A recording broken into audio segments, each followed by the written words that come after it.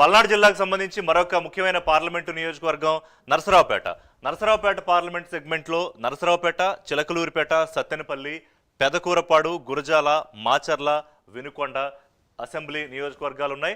మొత్తం 17.14 లక్షల మంది ఓటర్లు ఓటు హక్కు వినియోగించుకోబోతున్నారు. 2019లో గడిచిన ఎన్నికల్లో పోలింగ్ శాతం 86.25%. ఇప్పటివరకు చూసిన వాటిలో అత్యధిక పోలింగ్ శాతం ఇక్కడ నమోదైతే రేపు 1930 పోలింగ్ కేంద్రాల్లో ఓటర్లు తమ ఓటు హక్కు వినియోగించుకోబోతున్నారు. ఎట్లా ఉంది నరసరావుపేటలో? ఇక్కడ అభ్యర్థులు అటు ఇటు మారిన పరిస్థితుంది. ఓవరాల్గా పొలిటికల్ అండ్ పోలింగ్ పిక్చర్ డీటెయిల్డ్గా మనకి రవికృష్ణ అందిస్తారు. రవికృష్ణ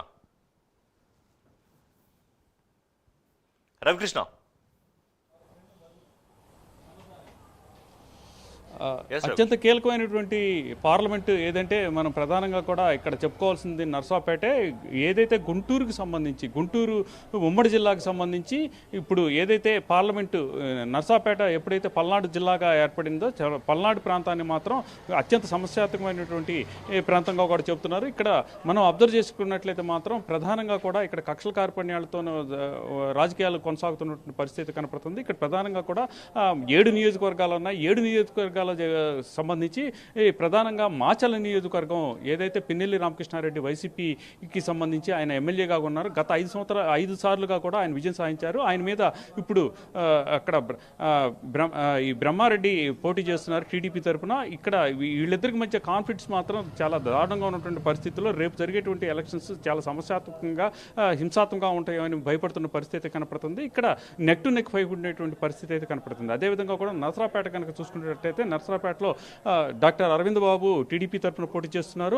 అలాగే ఇక్కడ వచ్చేసి గోపిరెడ్డి శ్రీనివాసరెడ్డి ఈయన పోటీ చేస్తున్నారు. 2 సార్లు ఈ గోపిరెడ్డి శ్రీనివాసరెడ్డి ఇక్కడ విజయం సాధించారు. హ్యాట్రిక్ కోసం ఆయన ప్రయత్నిస్తుంటే ఆయన్ని నివారించి మొట్టమొదటిసారి అంటే గెలవాలని చెప్పి డాక్టర్ అరవింద్ బాబు అయితే ప్రయత్నం చేస్తున్న పరిస్థితి కనపడుతుంది.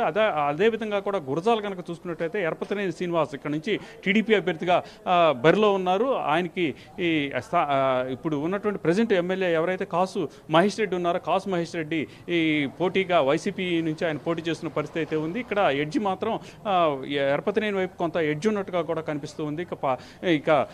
ఇక్కడ ఉన్నటువంటి పెదకూరపాడు నియోజకవర్గానికి చూసుకున్నట్లయితే మాత్రం ఇద్దరు ఎవరైతే రియల్ ఎస్టేట్ వ్యాపారులు ఉన్నారో వాళ్ళిద్దరి మధ్య పోటీ జరుగుతుంది. ఒకళ్ళు ఏమన్నా భాష్యం ప్రవీణ్ అయితే మరొకళ్ళు వచ్చేసి నంబూరు శంకర్రావు. వీళ్ళు ఇద్దరికి మధ్య నెక్ టు నెక్ ఫైట్ జరిగేటువంటి పరిస్థితి అయితే కనపడుతూ ఉంది. సత్తెనపల్లి కనుక చూసుకున్నట్లయితే మాజీ మంత్రులు ఇద్దరు కూడా మంత్రి అయినటువంటి కన్నా లక్ష్మణ, ప్రజెంట్ మంత్రి అయినటువంటి అంబటి రాంబాబు ఈ నియోజకవర్గం నుంచి ఒకరిపై పోటీ చేస్తున్నారు.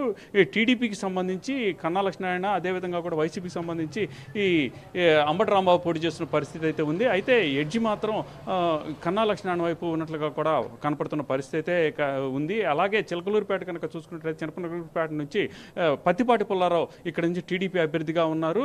కొత్తగా మొట్టమొదటిసారి కావటి మనోహర్ నాయుడు ఇక్కడ నుంచి పోటీ చేస్తున్న పరిస్థితి అయితే ఉంది. అయితే ఇక్కడ గత కొంతకాలం నుంచి కూడా అంటే ఆయన ఓడిపోయినప్పటి నుంచి కూడా ఇక్కడ పరిస్థితి కనుక అబ్జర్వ్ చేసినట్టే మాత్రం పత్తిపాటి పుల్లారావుకి మాత్రం ఎడ్జి ఉన్నట్టుగా కూడా కనిపిస్తున్న పరిస్థితి కనపడుతుంది. మొత్తానికి పల్నాడు కనుక చూసుకున్నట్లయితే మాత్రం అత్యంత సమస్యాత్మకంగా ఉన్నటువంటి పరిస్థితుల్లోనే రేపు ఎలక్షన్ జరగాల్సిన పరిస్థితి కనపడుతుంది. Thank you Ravikrishna.